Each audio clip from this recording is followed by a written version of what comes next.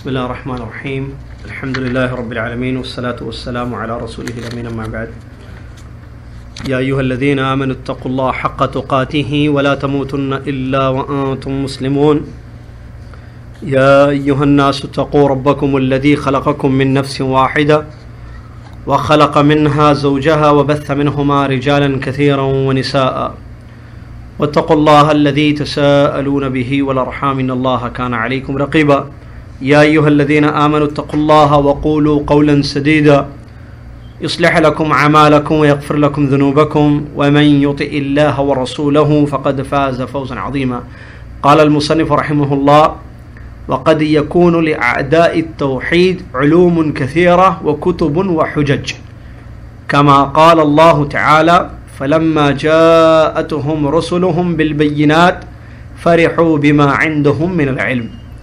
إذا عرفت ذلك وعرفت أن الطريق إلى الله لا بد له من عداء قائدين عليه أهل فصاحة وعلم وحجج، فالواجب عليك أن تتعلم من دين الله ما يصير لك سلاحا تقاتل به هؤلاء الشياطين الذين قال إمامهم ومقدمهم لربك عز وجل: لأقعدن لهم صراطك المستقيم ثم لآتينهم من بين أيديهم ومن خلفهم وعن أيمانهم وعن شمائلهم ولا تجد أكثرهم شاكرين.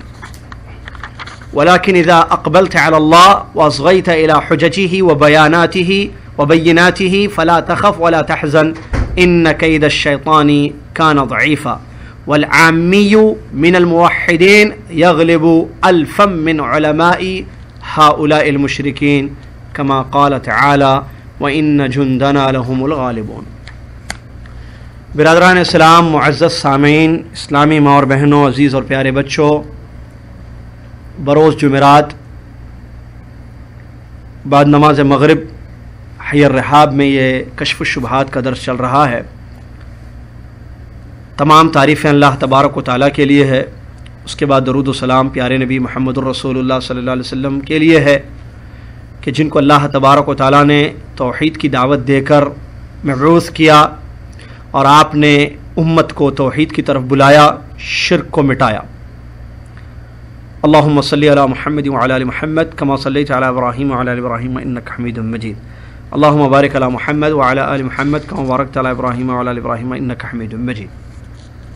یہ کشف الشبہات فی التوحید، عقید توحید پر بڑی جامع، بڑی بنیادی اچھی کتاب کشف الشبہات فی التوحید ہم پڑھ رہے ہیں، جیسا کہ آپ جانتے ہیں پچھلے چند ہفتوں سے. الحمدللہ اس کتاب کے ابتدائی اوراق کو پڑھ کر بہت ساری باتیں آپ کو بتائی گئیں تشریح میں کہ کس طریقے سے اللہ تبارک و تعالیٰ نے انسانوں کو ایک خاص مقصد کے لیے پیدا کیا اور توحید کا معنی اور مطلب کیا ہے، لا الہ الا اللہ کی تشریح کیا ہے، یہ اور اس سے ریلیٹڈ بہت ساری اہم باتیں گزر چکی ہیں.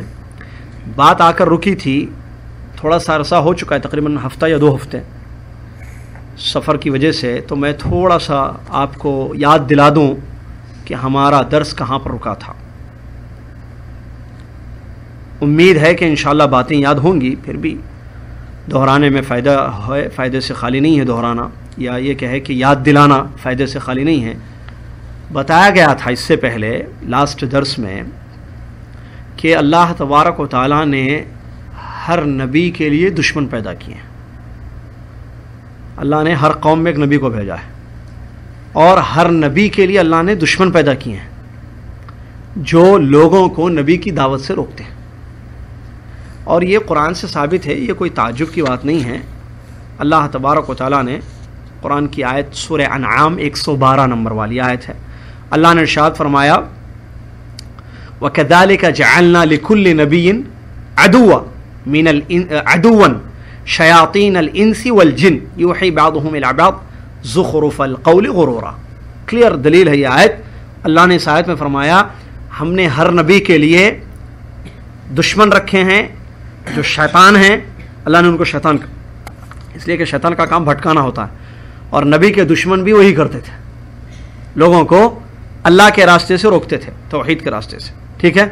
تو اللہ تبارک و تعالیٰ کیا فرماتا ہے؟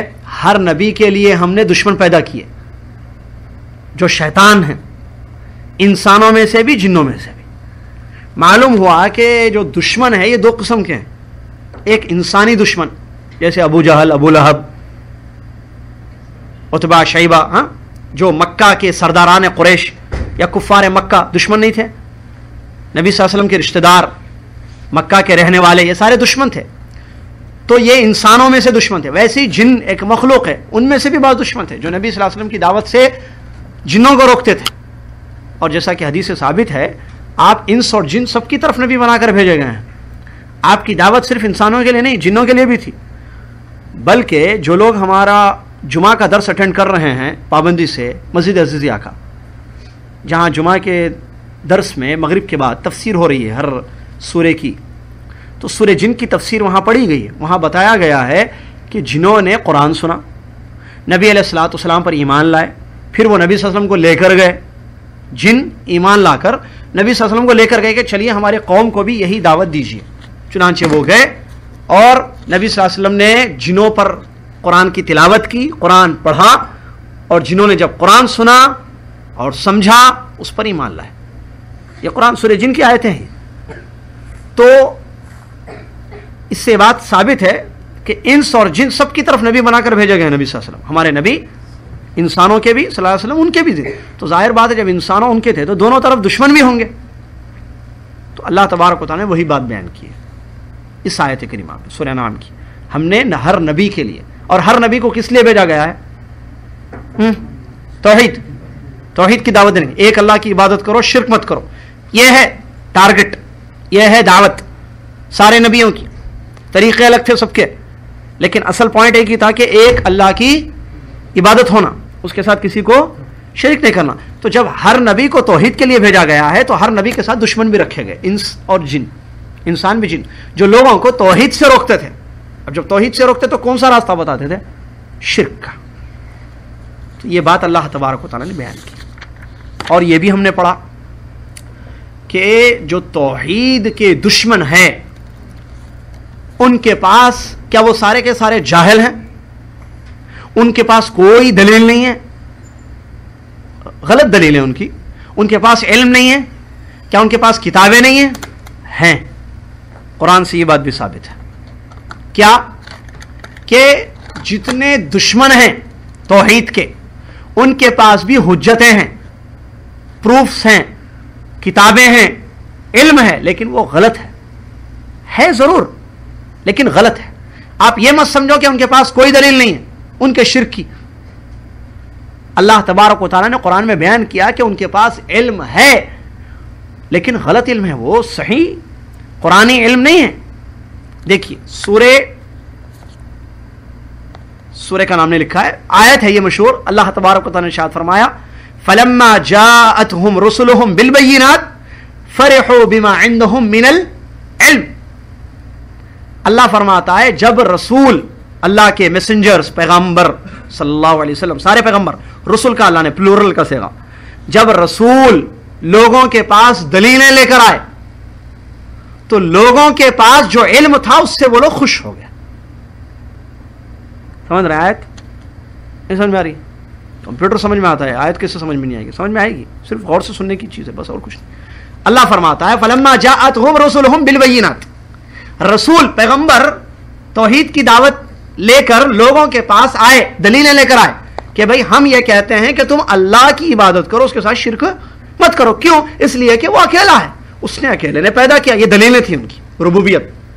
وہ اکیلا تم کو زندہ کرتا ہے، وہ اکیلا ہے جو تم کو روزی دیتا ہے، وہ اکیلا ہے جو آسمان سے بارش برساتا ہے، یہ دلیلیں دی پیغمبروں نے۔ لہذا جب وہ اکیلا ہے تو تم مانتے، اور تم مانتے بھی ہو کہ وہ رب ہے، خالق ہے، اکیلا رب ہے، اکیلا خالق ہے، بارش برسانے والا اکیلا، کوئی دو نہیں ہے، تو پھر اس کی عبادت بھی تسلیم کر لو کہ اس کو اکیلا معبود مانو، اس کے ساتھ کسی کو شریک مت کرو جیسے تمہارے باپ دادا شریک کرتے تھے۔ یہ دلیلیں لے کر آئے پیغمبر توحید پر۔ فرحو، کیا کہہ رہا اللہ ان مشرکوں کے بارے میں، ان کافروں کے بارے میں اللہ کیا کہہ رہا ہے؟ فرحو بما عندهم من العلم، ان کے پاس جو علم تھا اس سے وہ لوگ خوش ہو گئے۔ کیا مطلب علم تھا خوش ہو گئے؟ یعنی علم ان کے پاس باطل تھا۔ کیا تھا؟ کہ ہمارے باپ دادا کہتے تھے کہ ہم ان کے تھرو اللہ تک پہنچیں گے. یہ ان کی دلیل تھی. ہم گنہگار ہیں، یہ لوگ نیک ہیں. دلیل ہے ان کی. گنہگار اللہ سے دور ہوتا ہے، نیک آدمی اللہ کے قریب ہوتا ہے.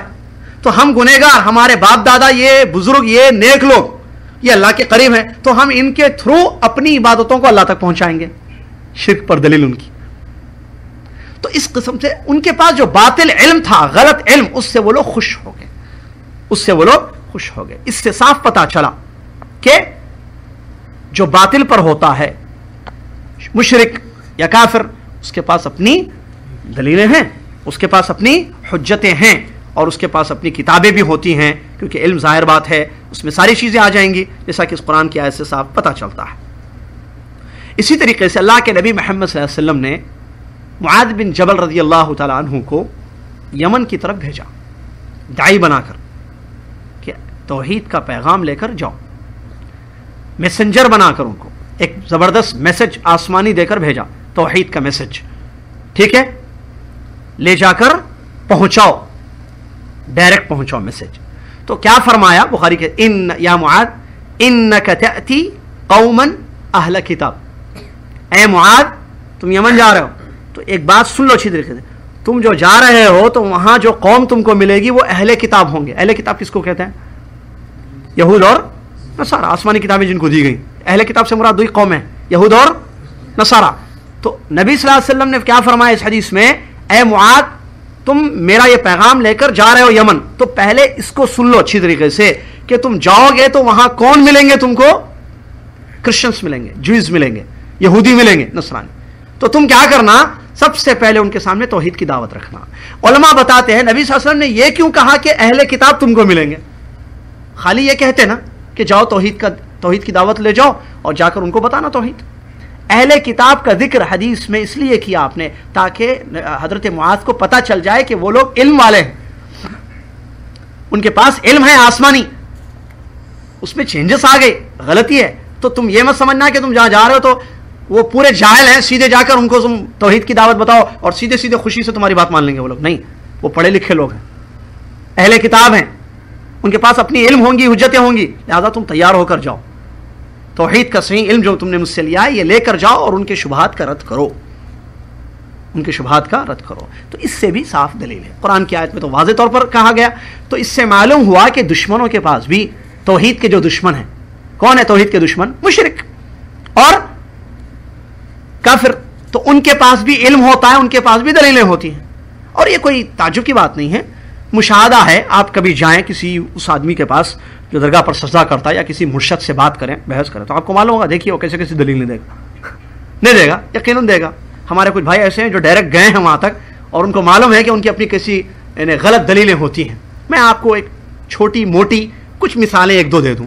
آپ جا کر کہیں، جیسے میرے ساتھ ایک واقعہ ہو. ایک نوجوان جو ہے، جو درگاہوں پر سجدہ کرنے والا تھا، کچھ توحید کے علمبردار الحمدللہ نوجوانوں نے اس کو پکڑ کر لایا اور کہا کہ چلیے ان سے بات کیجئے. تو وہ مجھ سے بات کر رہا ہے. کیا کہہ رہا ہے کہ ابا کا احترام کرنا ہے یا نہیں ہے؟ تم اپنے باپ کا احترام کرتے ہو یا نہیں کرتے ہو؟ میں نے کہا بالکل کرتے. بھائی ابا کا احترام کیوں نہیں کریں گے؟ امی کا، ماں باپ ہیں، ماں باپ کا احترام ضروری ہے. جب باپ کا احترام ضروری ہے تو بزرگوں کا احترام کرنا نہیں کرنا؟ بزرگ کا احترام. تو جب بزرگ کا احترام کرنا ہے تو بزرگ کے سامنے جھکنا نہیں. کہاں سے کہاں لے جا رہے ہیں؟ احترام، بزرگ کا احترام کرنا ضروری ہے. ہم ان کو سجدہ اللہ سمجھ کے نہیں کرتے. دیکھو دلیل دے رہا ہے. ہم ان کو سجدہ بڑے سمجھ کے کرتے. جیسے اماں، وہ ہمارے پاس ہے علاقے میں، اللہ ہدایت دے، پیٹ میں منڈی ڈالنا بڑوں کو. حالانکہ ترقی علم نے بہت کر لی، پھر بھی پیٹ میں منڈی ڈالنے کی عادت باقی ہے. تو اس نے وہی دلیل لی، تم اپنے ماں باپ کے پیٹ میں منڈی نہیں ڈالتے ہو. میں نے کہا میں تو نہیں ڈالتا ہوں، لیکن دوسرے ڈالتے ہیں. تو پیٹ میں منڈی ڈالتے، آپ جھک کے سلام نہیں کرتے اماں باپ، السلام علیکم ابا، السلام علیکم امی. تو یہ جھک کے سلام کیوں کرتے؟ آپ بڑے ہیں. تو یہ انہوں جھک کے ان کے سامنے سلام کرتے، ویسے ان کے سامنے بھی جھک کے سجدہ کرتے ہم لوگ. کس کے سامنے؟ عبد القادر جیلانی رحمۃ اللہ علیہ، معین الدین چشتی رحمۃ اللہ علیہ، یا فلاں فلاں فلاں وغیرہ جو بھی ہے. اس کے بعد اور ایک دلیل دیتا ہے، فرشتوں نے آدم علیہ الصلوۃ والسلام کو سجدہ کیا. آدم کون تھے؟ انسان تھے.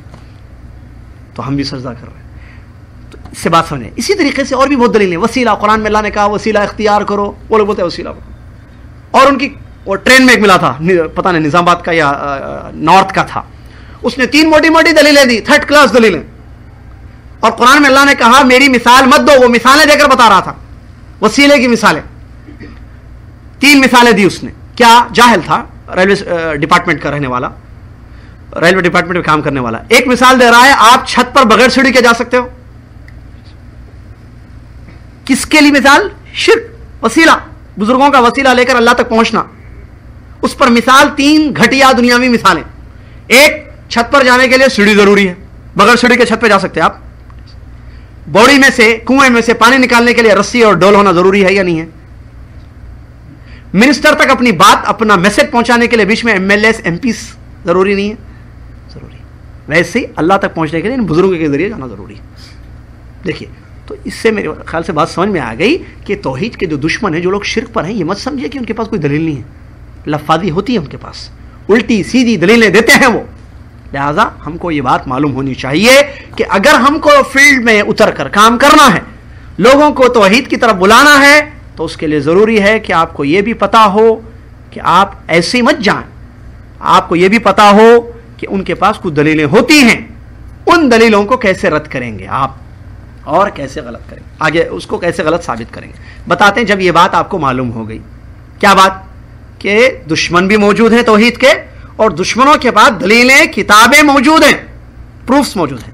اب آپ کو یہ بات بھی سمجھ میں آئی گئی ہوگی, اللہ کی طرف جو راستہ ہے, الطریق الی اللہ, توحید کا جو راستہ ہے, اس کے خلاف بھڑکانے کے لیے دشمن تیار بیٹھے ہیں, جو بڑے فصیح ہیں, علم والے ہیں, بڑی اچھی زبان بولنے والے ہیں, بڑی اچھی زبان بولنے والے ہیں, زبردست تقریریں کرنے والے. جیسا کہ آج ہی لنچ پر ایک جگہ دعوت تھی, ایک صاحب کہہ رہے تھے پاکستان میں, پاکستان کا ایک آدمی ہے جو بڑی زبردست جو ہے زبان اس کی ہے, ٹنگ پاور اس کے پاس ہے, پکا شرک کی طرف بلانے والا. وہ جب بھی بائی فلائٹ سفر کرتا ہے تو 2 سیٹ بک کرتا ہے, ایک اپنے لیے, ایک رسول اللہ علیہ وسلم کے لیے. اس کا یہ عقیدہ ہے کہ رسول اللہ علیہ وسلم میرے ساتھ جاتے ہیں. وہ جب بھی ہوٹل میں جاتا ہے کہیں بھی, بڑا آدمی ہے, مشہور آدمی, تقریریں کرتا ہے. ابھی حال ہی میں جو ہے ایک پروپیگنڈا بھی کیا گیا کہ جس رات میلاد النبی منائی گئی, اس رات ہم نے محمد کا نام بھی دیکھا بادلوں میں, صلی اللہ علیہ وسلم, محمد کا نام بھی دیکھا بادلوں میں. جبکہ دیکھا جائے تو جھوٹی بات, من گھڑت بات ہے, وہ بات من گھڑت ہے. بادل میں اگر آپ چیک کریں تو محمد نام نہیں ہے, لیکن آپ محمد کا لفظ سوچ کر دیکھیں گے تو ویسا نظر آئے گا. تو اس طریقے سے پروپیگنڈا کیا گیا. تو یہ اس قسم کے جو لوگ ہوتے ہیں, تو ان کے پاس بھی ٹنگ پاور ہوتا ہے, وہ لوگ زبان سے لوگوں کو اپنے شرک کی طرف بلاتے ہیں. تو یہ بات ہم کو معلوم ہونی چاہیے. جب یہ بات ہم کو معلوم ہو گئی, اب ہم میں سے ہر اس آدمی پر واجب ہے جو توحید پر ہے, شرک سے دور ہے الحمدللہ, اور شرک ہٹانے کی خواہش رکھتا ہے, کام کرنا چاہتا ہے دین کے لیے, اللہ کے خاطر توحید کی دعوت پھیلانا چاہتا ہے, تو ضروری ہے کہ وہ تیار ہو جائے, اس کے پاس اتنی دلیلیں ہوں کہ جس سے وہ ان شیطانوں کا مقابلہ کر سکے. جو لوگ قرآن و حدیث سے بھٹکاتے ہیں, توحید کے راستے سے لوگوں کو دور کرتے ہیں, تو ان لوگوں کو غلط ثابت کرنے کے لیے, ان کی دلیلوں کو غلط ثابت کرنے کے لیے اس کے پاس اتنا پاور ہو, اتنی تیاری ہو, تاکہ وہ ان لوگوں کو باطل قرار دے سکے اور دلیلوں کی روشنی میں ان کا رد کر سکے اور صحیح دعوت ان تک پہنچا سکے. اور یہ جو لوگ ہیں, شیطان قسم کے لوگ جو لوگوں کو شرک کا راستہ بتاتے ہیں, ان کے امام نے, ان کے مرشد نے, ان کے پہلے آدمی جو ابلیس ہے لعنت اللہ علیہ, اس نے اللہ سے کہا تھا لأقعدن لهم صراطك المستقیم, اے اللہ میں البتہ ضرور بضرور تیرے سیدھے راستے کے سامنے بیٹھ جاؤں گا, توحید کا جو راستہ ہے اس پر بیٹھ جاؤں گا تاکہ لوگوں کو روکوں توحید سے. قرآن میں اللہ تبارک سورہ اعراف کی آیتیں ہیں 16-17. ابلیس شیطان جو شیطانوں کا سردار ہے, اس نے اللہ سے کہا تھا کہ اللہ مجھے موقع دے, مہلت دے, میں بھٹکاؤں گا لوگوں کو تیرے راستے سے, صراط مستقیم سے بھٹکاؤں گا. اور اس نے یہ بھی کہا ثم لآتینہم من بین ایدیہم ومن خلفہم وعن ایمانہم وعن شمائلہم ولا تجد اکثرہم شاکرین. اے اللہ میں آگے سے, پیچھے سے, دائیں سے, بائیں سے, ہر اینگل سے, ہر طریقے سے تیرے راستے سے لوگوں کو بھٹکاؤں گا, توحید سے دور کروں گا. سردار نے کہا تھا, اور اس کے چیلے کام کر رہے ہیں, آج لوگوں کو توحید کے راستے سے بھٹکا رہے ہیں. اور اس نے یہ بھی کہا, شیطان نے, ابلیس, وَلَا تَجِدُ أَكْثَرَهُمْ شَاكِرِينَ, اور تو اکثر لوگوں کو شکر گزار نہیں پائے گا, یعنی اکثر لوگ توحید پر نہیں ہوں گے, بلکہ اللہ تیرے راستے سے بھٹک جائیں گے اور میں ان کو بھٹکاؤں گا. اب اس نے مہلت لی اور وہ اپنا کام کر رہا ہے جب سے وہ دنیا میں آیا ہے, اور اس کے جیسے اس کے کارندے, اس کے شاگرد بھی کام کریں جو لوگوں کو شرک کا راستہ دکھاتے ہیں, غلط دلیلوں کی روشنی میں اور غلط تعویلیں کر کے, قرآن کی آیتوں کی اور حدیثوں کی تعویلیں کر کے لوگوں کو شرک کا راستہ دکھا کر خود بھی بھٹک رہے ہیں, لوگوں کو بھی بھٹکا رہے ہیں. بتاتے ہیں آگے, وَلَكِنْ إِذَا أَقْبَلْتَ عَلَى اللَّهِ وَأَصْغَيْتَ إِلَى حُجَجِهِ وَبَيِّنَاتِهِ فَلَا تَخَفْ وَلَا تَحْزَنْ إِنَّ كَيْدَ الشَّيْطَانِ كَانَ ضَعِيفًا. لیکن اے میرے بھائی, یہ بات سن کر تم گھبرا مت جانا کہ یہ شیطان کے جیسے لوگ بھی کام کر رہے ہیں, شرک کا راستہ لوگوں کو دکھا رہے ہیں, ان کے پاس بھی علم ہے, تو پریشان ہونے کی ضرورت نہیں ہے اگر اللہ کی طرف متوجہ تم کرو گے. اور اللہ تبارک و تعالیٰ نے قرآن کی آیتوں میں جو دلیلیں دی ہیں توحید کی, قرآن میں اللہ پاک نے جو توحید سمجھایا ہے, ربوبیت کو سامنے رکھ کر الوہیت, اور محمد مصطفیٰ صلی اللہ علیہ وسلم نے اپنی حدیثوں میں جو لوگوں کو دین سمجھایا ہے, اگر تم اس کی اسٹڈی کرو گے, اس کا مطالعہ کرو گے, تو پھر تم کو ڈرنے کی اور غم کرنے کی ضرورت نہیں ہے. اس لیے کہ اللہ نے سورہ نساء میں یہ بات بیان کی ہے, ان کید الشیطان کان ضعیفا, شیطان کی چال بڑی کمزور ہے. شیطان چال چلتا ہے لوگوں کو شرک کا راستہ دکھانے کے لیے, توحید سے دور کرنے, لیکن اس کی چال مضبوط نہیں ہے, پاورفل نہیں ہے, بلکہ کیا ہے, ضعیف ہے, کمزور ہے. کیا ہے, کمزور ہے. وہ لاکھ کوششیں کر لے, وہ پوری کوشش فطرت توحید سے ہٹانے کے لیے کر رہا ہے, ایک سیدھے راستے سے روکنے کے لیے کر رہا ہے, باطل کے لیے کوشش ہو رہی ہے. سمجھ میں آ رہی بات؟ تو اس کی پوری کوششیں کمزور ہیں. اور آپ جو کوشش کرو گے لوگوں کو سیدھا راستہ دکھانے کی, حق کی طرف بلانے کی, اور جب قرآن کی اسٹڈی کر کے اور حدیثوں کی اسٹڈی کر کے دلیلوں کی روشنی میں بات کرو گے, تو تمہارے بات میں وزن آئے گا اور تم اپنے کام میں لگ جاؤ گے, اور لوگوں کو انشاءاللہ زبردست فائدہ ہوگا, اور وہ جو اپنا کام کر رہا ہے وہ کمزور سے کمزور ہوتا جائے گا. یہ کب ہوگا؟ جب تم قرآن اور حدیث کی روشنی میں اپنے آپ کو تیار کرو, قرآن اور حدیث سے علم لو. جیسا کہ اس سے پہلے بتایا گیا ہے درس کی روشنی میں کہ کام کرنے والے کے لیے دو چیزیں ضروری ہیں. ایک, وہ جو توحید کی طرف بلاتا ہے لوگوں کو, اس کی اسٹڈی اس کے پاس اتنا علم ہو کہ وہ اپنی بات کو ثابت کر سکے, لوگوں میں سمجھا سکے. جیسے آپ یہ کہہ رہے ہیں بھائی سجدہ, مثال آپ کہہ رہے ہیں آپ لوگوں کو, اپنے خاندان کو, بیوی بچے رشتہ دار سسرال دوست احباب, ٹھیک ہے, سرکل میں سمجھا رہے ہیں کہ سجدہ بھائی صرف اللہ کو کرنا, کسی غیر اللہ کو نہیں. اب سجدہ اللہ کو کرنا, اس کی دلیلیں آپ کے پاس ہونی چاہیے قرآن اور حدیث کی روشنی میں, ٹھیک ہے. سجدہ غیر اللہ کا نہیں ہونا.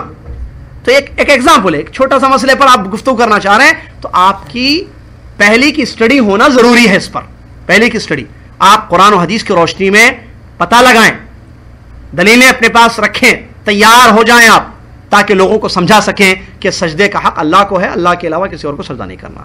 تو ایک تو یہ, اور دوسری جو ضروری چیز ہے وہ یہ ہے کہ سامنے والے کے جو ڈاؤٹس ہوتے ہیں, ان کی جو دلیلیں ہوتی ہیں, اس کا بھی علم ہونا چاہیے آپ کو, تاکہ آپ اس کو رد کر سکیں. کہیں آپ سجدہ اللہ کو کرنے بل اتنی دلیلیں لے لیا قرآن حدیث سے, بھائی سجدہ صرف اللہ کو کرنا, غیر اللہ کو نہیں کرنا. کیا دلیل؟ فلاں قرآن کی آیت, اللہ نے کہا سورج اور چاند کو سجدہ مت کرو, اللہ کو کرو. نبی صلی اللہ علیہ وسلم نے فرمایا کہ اگر اللہ کے بعد کسی کو سجدہ کرنے کی اجازت حلال ہوتا تو بیویوں کو حکم ہوتا کہ جو ہے شوہروں کو وغیرہ. یہ دلیل لے کر چلے گئے آپ, ٹھیک ہے. ایک کام کرے دوسرا کام نہیں کرے, ان کی دلیلیں نہیں معلوم کرے, تو کیسے پھنسیں گے آپ؟ معلوم ہے, آپ ان کے سامنے جائیں گے تو وہ سورہ بقرہ کی آیتیں دلیل دے گا آپ کو. آدم کو سجدہ کیا فرشتوں نے, آپ کیا جواب دیں گے اس کا؟ آپ کو نہیں معلوم تھی کہ وہ ایسی دلیل دے گا. لہٰذا آپ کو معلوم کرنا ضروری ہے کہ ان کے پاس کیا دلیلیں ہیں, ان کی کتابوں میں کیا لکھتے ہیں لوگ شرک کے بارے میں. یہ دو کام آپ کریں گے, اپنی بات ثابت کرنے کے لیے دلیلیں, حق کی دلیلیں, اور باطل کا رد کرنے کے لیے باطل کا علم لیں گے آپ, تو ایسی صورت میں آپ کام کریں گے اور انشاءاللہ اللہ کی مدد آئے گی, اور پھر حق لوگوں کے سمجھ میں آ جائے گا. اور ایک آگے بڑی اچھی بات بتاتے ہیں, والعامی من الموحدین یغلب الفا من علماء هؤلاء المشرکین کما قال تعالی وَإِنَّ جُنْدَنَا لَهُمُ الْغَالِبُونَ. فرماتے ہیں مصنف رحمۃ اللہ علیہ, توحید پر جو لوگ ہیں ان میں کا ایک عام آدمی, عالم نہیں, ایک ہوتا عالم آدمی, ایک ہوتا ہے عام آدمی, ہے نا, پبلک میں سے ایک آدمی جو توحید پر ہے, یہ 1000 مشرکوں کے عالموں پر بھاری ہے. ایک توحید پر رہنے والا عام آدمی، عالم نہیں، عام پبلک میں سے، پرسن، ٹھیک ہے، ایک آدمی، ایک شخص جو توحید پر ہے. توحید پر ہے مطلب اس کو معلوم ہے توحید کیا ہے، توحید پر جمع ہوا ہے، توحید کا علم اس کے پاس ہے، ٹھیک ہے، عالم نہیں ہے، وہ مفتی، عالم، علامہ نہیں ہے، عام آدمی. یہ بھاری ہوگا، یہ وزندار ہوگا 1000 مشرک علماء پر، کیونکہ ان کے پاس ساری دلیلیں نہیں، باطل ہوتی ہے، ان کی دلیلیں غلط ہوتی ہیں، ان کے پاس پاور نہیں ہوتا ہے، کیونکہ قرآن حدیث کے خلاف ان کی دلیلیں سب عقلی دلیلیں، قرآن کی آیتوں کی غلط تعویلیں، حدیثوں کو توڑ موڑ کے اپنے شرک کو بتانا، سمجھ رہے ہیں. تو اس کے پاس چونکہ صحیح علم ہوگا، توحید پر یہ ہوگا، فطرت پر ہوگا، اور فطرت کی طرف دعوت دے گا، یہ فطرت توحید پر، تو یہ وزندار ہو جائے گا، بھاری ہو جائے گا. کیونکہ اللہ تبارک و تعالیٰ نے بیان فرمایا وَإِنَّ جُنْدَنَا لَهُمُ الْغَالِبُونَ، ہمارا لشکر ہی غالب ہونے والا ہے. اللہ تبارک و تعالیٰ نے فرمایا ہمارا لشکر، کیا مطلب؟ توحید پر جو لوگ ہیں وہی لوگ غالب ہونے والے ہیں، غلبہ انہی کو ہے، جیت انہی کی ہے. کیوں؟ کیونکہ حق ان کے پاس ہے.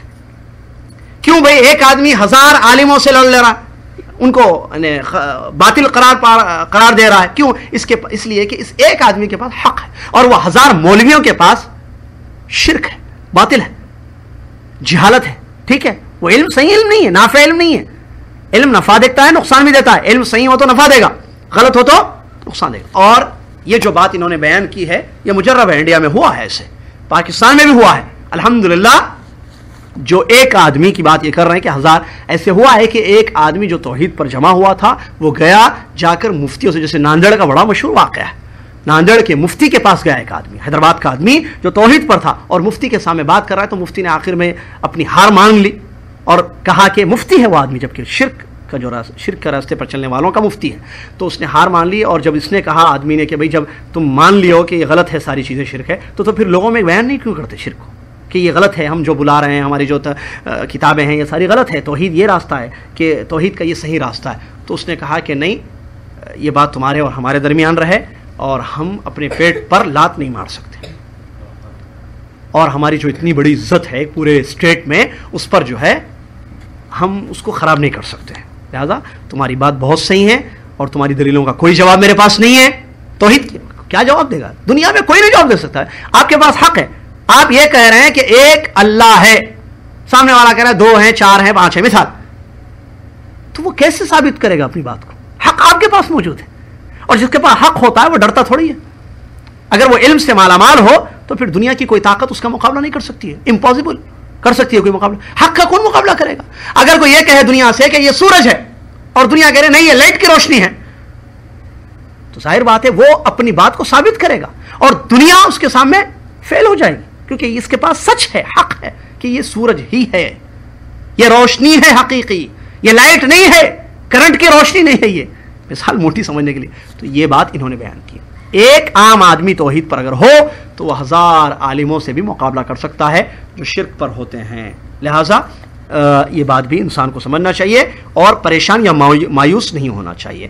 آگے بیان کرتے ہیں فجند اللہ هم الغالبون بالحجت واللسان کما انہم غالبون بالسیف والسنان. جس طریقے سے تلوار کے ذریعے بھی توحید پر رہنے والا غالب ہوتا ہے، اسی طریقے سے زبان اور دلیلوں کی روشنی میں، صحیح دلیلوں کی روشنی میں وہ غالب ہو جائے گا. جس طریقے سے تلوار سے توحید اگر آپ کے پاس ہے، آپ اللہ کے راستے میں لڑتے ہیں تو غلبہ آپ کو ملے گا، اس میں کوئی شک نہیں. زمین آپ کو ملے گی، اس میں کوئی شک نہیں، توحید اگر آپ کے پاس ہو، کیونکہ توحید کے نتیجے میں زمین ملتی ہے. توحید کے نتیجے میں زمین ملتی ہے. ایک اللہ کی طرف بلایا جائے، عبادت کی طرف، ایک اللہ کی عبادت کی طرف دعوت کی دی جائے اور لوگوں کو شرک سے ڈرایا جائے تو آٹومیٹکلی زمین ملتی ہے، کرسی بھی ملتی ہے. کیا دلیل؟ 2 دلیل ہیں، قرآن کی آیت، نبی صلی اللہ علیہ وسلم کی صحیح حدیث. قرآن کی آیت میں اللہ نے وعدہ کیا ہے ان لوگوں سے جو ایمان لاتے ہیں، وعد اللہ الذین آمنوا وعملوا الصالحات، جو لوگ ایمان لا کر اچھا کام کرتے ہیں، اچھے کام، اللہ نے یہ وعدہ کیا ہے کہ ان کو زمین کا خلیفہ بنائے گا اور زمین میں ان کو امن دے گا، زمین میں ان کو امن دے گا. آگے شرط رکھی، یہ کب ہوگا؟ یعبدوننی ولا یشرکوا بی شیئا. اللہ نے کہا میری عبادت کریں یہ لوگ، بشرط ہے کہ میری عبادت کریں، میرے ساتھ کسی کو شریک نہ کریں، یعنی توحید. تو عبادت کریں گے، شرک نہیں کریں گے تو اللہ کا وعدہ ہے زمین دے گا اللہ. جیسے سعودی عرب کی زمین، پہلے شرک تھا، یہاں پر توحید آئی، کام کیا محمد بن عبد الوہاب نے اور ملک عبد العزیز رحمۃ اللہ علیہ نے. آپ دیکھیے زمین کس کے ہاتھ میں ہے آج؟ کون ہے یہاں کے بادشاہ؟ ان کی اولاد ہے. اور دیکھیں شرک مٹا یا نہیں مٹا؟ یہاں سے مٹا. اس کے علاوہ یہ صحیح طریقے سے کام ہوا ہے قرآن حدیث کی روشنی میں تو رزلٹ ان کے سامنے ہے.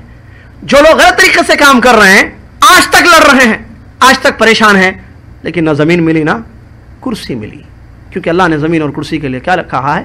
توحید.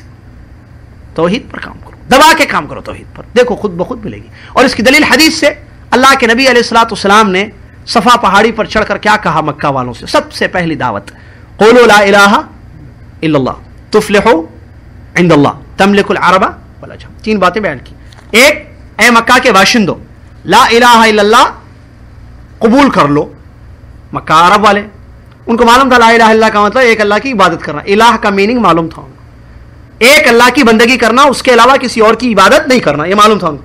تو نبی صلی اللہ علیہ وسلم نے 2 فائدے ذکر کیے, اس کے نتیجے, اس کے فائدے, رزلٹ اس کا. اے مکہ والو لا الہ الا اللہ اپنا لو, کیا ہوگا؟ اللہ کے پاس کامیاب ہو جاؤ گے, عرب و عجم کے مالک ہو جاؤ گے. زمین ملے, عرب اور عجم کے مالک, یعنی عرب اور عجم تمہارے ماتحت ہوں گے, تم بادشاہ ہوگے, زمین تمہاری ہوگی. کب یہ لا الہ الا اللہ تسلیم کرو گے.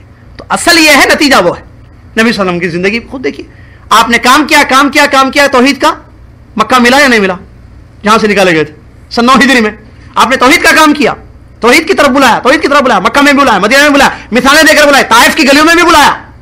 آخر میں ہوا کیا؟ زمین ملی یا نہیں ملی؟ مکہ فتح ہوا یا نہیں ہوا؟ ہوا. ہتھیار ڈال دیے سب, فتح ہو گیا مکہ, خلاص. تو اس طریقے سے یہ بات بتا رہے ہیں یہاں پر کہ جس طریقے سے توحید پر انسان قائم رہے تو اس کو غلبہ ملتا ہے, زمین اس کو ملتی ہے اور تلوار کو یوز کر سکتا ہے وہ اس کے بعد. تو اسی طریقے سے زبان کے ذریعے بھی باطل کا رد کیا جا سکتا ہے دلیلوں کی روشنی میں. بالحجتی واللسان, دلیلوں اور زبان کے ذریعے انسان جو ہے توحید کو ثابت کر سکتا ہے اور اس کا ہی غلبہ ہو سکتا ہے, اس میں کوئی شک نہیں ہے. بتاتے ہیں وَإِنَّمَا الْخَوْفُ عَلَى الْمُوَحِّدِ الَّذِي يَسْلُكَ الطَّرِيقَ وَلَيْسَ مَعَهُ صِلَاحٌ. ہاں, پریشانی اس آدمی کی ہے جو توحید, اس موحد کی ہے, اس توحید پر رہنے والے انسان کے لیے ڈر ہے کہ جو چل رہا ہے توحید کے راستے پر اور لوگوں کو بلا رہا ہے لیکن اس کے پاس ہتھیار نہیں ہے. ڈر اس کے لیے ہے, کام صحیح ہے لیکن ہتھیار نہیں ہے اس کے. کیا مطلب ہتھیار کا؟ چاقو چھری نہیں, دلیل ہے, علم نہیں. علم کے بغیر توحید کا کام کرنے اٹھا ہے, کیسے کامیابی ہوگی؟ نہیں ملے گی نا. علم ضروری ہے نا بھائی آپ کے پاس, یہی اس کے لیے ڈر ہے. کیا ڈر ہے؟ کہ اس کی بات لوگ نہیں مانیں گے. آپ لاکھ بولیں, دلیل آپ کے پاس نہیں ہے, علم آپ کے پاس نہیں ہے, کون مانے گا آپ کی بات کو؟ بغیر علم کے آپ لوگوں کو توحید کی دعوت دیں. اس نے غلط دلیلوں سے, غلط علم سے لوگوں کو شرک کے راستے پر بلایا ہے. اب آپ جا کر ان لوگوں کو توحید کی طرف بلانا چاہتے جبکہ آپ کے پاس علم ہی نہیں ہے. تو کیسے لوگ شرک کا راستہ چھوڑ کر توحید کی طرف آئیں گے؟ کیسے آئیں گے بھائی؟ کیسے جو ہے پلیتے تعویذیں ختم ہوں گی, سجدے غیر اللہ کے ختم ہوں گے؟ نہیں ہوں گے یہ جب تک کہ آپ علم کی بیس پر ان کو دعوت کا کام نہ کریں. علم حاصل کریں اور لوگوں کو, یہ علم ہتھیار ہے آپ کا. جس طریقے سے ایک میدان میں آپ لڑنے کے لیے جا رہے ہیں دشمن سے, آپ چلے گئے لڑنے کے لیے, ویری گڈ, اتر گئے تاکہ دشمن کو ختم کریں, بہت اچھی چیز ہے, دشمن کو ہرا دیں, لیکن آپ کے پاس ہتھیار نہیں ہے, دونوں بھی نہیں ہے, نہ اس کو مارنے کا ہتھیار ہے نہ اس کو مارنے کی ڈیفنس جو ہوتا ہے, وہ جو کیا تھالا والا کیا ہوتا ہے, شیلڈ, ڈھال, نہ ڈھال ہے اس کی وار کو روکنے کے لیے اور نہ آپ کے پاس تلوار ہے اس کو مارنے کے لیے. مطلب نہ علم ہے آپ کے پاس, یعنی ٹوٹل علم ہی کہ آپ دلیلوں سے اپنی بات ثابت کریں اور اس کی غلط دلیلوں کو رد کر سکیں. دونوں بھی چیزیں نہیں ہیں تو کیسے جو ہے آپ کام کر سکیں گے یا پھل نکلے گا, فائدہ ہوگا؟ تو یہی بتاتے ہیں یہاں پر وَإِنَّمَا الْخَوْفُ عَلَى الْمُوَحِّدِ الَّذِي يَسْلُكُ الطَّرِيقَ وَلَيْسَ مَعَهُ صِلَاحٌ. ڈر تو اس آدمی کے لیے ہے جو جا رہا ہے توحید کے راستے پر, لوگوں کو لے جا رہا ہے, یعنی لوگوں پر محنت کر رہا ہے, کام کر رہا ہے, لیکن اس کے پاس تلوار نہیں ہے, اس کے پاس ہتھیار نہیں ہے, اور وہ ہے علم. لہٰذا اگر علم انسان کے پاس ہو, دلیلیں ہوں, تو اس میں کوئی شک نہیں ہے کہ انسان کامیاب ہوگا اور اپنی بات لوگوں کو سمجھا سکے گا. یہاں پر اپنی بات کو روکتے ہیں, انشاءاللہ بقیہ جو باتیں ہیں وہ آئندہ درس سے بتائی جائیں گی. اللہ سے دعا ہے، میرے خیال سے باتیں سمجھ میں آ گئی ہیں جو باتیں آج کے درس میں ہوئی ہیں. اللہ سے دعا ہے اللہ تبارک و تعالیٰ مجھے آپ کو دنیا کے تمام مسلمانوں کو ان اہم علمی باتوں کو سمجھنے کی توفیق عطا فرمائے. آمین. اللہ تبارک و تعالیٰ توحید پر ہم کو قائم رکھ. آمین. اللہ تبارک و تعالیٰ علم حاصل کرنے کی توفیق عطا فرمائے. آمین. اللہ تبارک و تعالیٰ ہم کو اس بات کی بھی توفیق دے کہ ہم دعوتی میدان میں اتریں، فیلڈ میں اتریں، غیر مسلمانوں کو اسلام کی دعوت دیں، توحید کی طرف بلائیں، اور جو مسلمان جن کے عقیدے خراب ہو چکے ہیں، منہج جن کے خراب ہیں، اللہ تبارک و تعالیٰ ہم سب کو توفیق دے اس بات کی کہ ہم علم حاصل کر کے ان ہمارے بھائیوں بہنوں تک توحید کی روشنی پہنچائیں، اور جو تاریکیوں میں وہ پڑے ہوئے ہیں شرک اور بدعات خرافات کی، اس سے ان کو دور کریں. اللہ ہم سب کو اس بات کی توفیق عطا فرمائے. آمین. وآخر دعوانا الحمدللہ رب العالمین. والسلام علیکم ورحمۃ اللہ وبرکاتہ. درس کو مختصر اس لیے بھی کیا گیا ہے، ایک ضروری اعلان یہ ہے کہ ابھی عشاء کی نماز کے بعد ایک بہت بڑا پروگرام ہونے والا ہے مسجد عزیزیہ میں. پاکستان کے پنجاب علاقے سے ایک بہت بڑے عالم تشریف لائے ہیں جو ماشاءاللہ ڈاکٹر ہیں، یعنی پی ایچ ڈی جنہوں نے حدیث میں کی ہے، فن حدیث میں پی ایچ ڈی کی ہے، اور وہ ہے ڈاکٹر ابو اسامہ سید طالب الرحمن حفظہ اللہ، جن کی عربی اور اردو میں کتابیں بھی کافی مشہور ہیں، بڑے بڑے مناظرے انہوں نے کیے ہیں، اور ماشاءاللہ جو ہے کافی علمی شخصیت ہیں یہ. تو وہ تشریف لائے ہیں، فن حدیث ان کا اسپیشل وہ سبجیکٹ رہا ہے. تو نواقض اسلام بڑی اہم ٹاپک پر ان کا درس ہے عشاء کی نماز کے بعد. نواقض اسلام یعنی اسلام سے باہر نکالنے والی چیزیں، وہ کون سے کام ہے کہ جو کرے انسان تو وہ اسلام سے باہر چلا جاتا ہے، کافر ہو جاتا ہے. وہ بڑا امپورٹنٹ ٹاپک ہے، بہت بڑا ٹاپک ہے.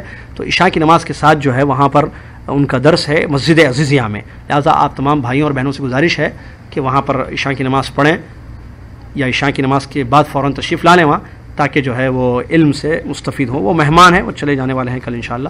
عورتوں کے لیے معقول پردے کا انتظام ہے اس مسجد عزیزیہ میں. جزاکم اللہ خیر. جانے سے پہلے کفارۃ المجلس پڑھ لیں. سبحانک اللہم و بحمدک، اشہد ان لا الہ الا انت، استغفرک و اتوب الیک.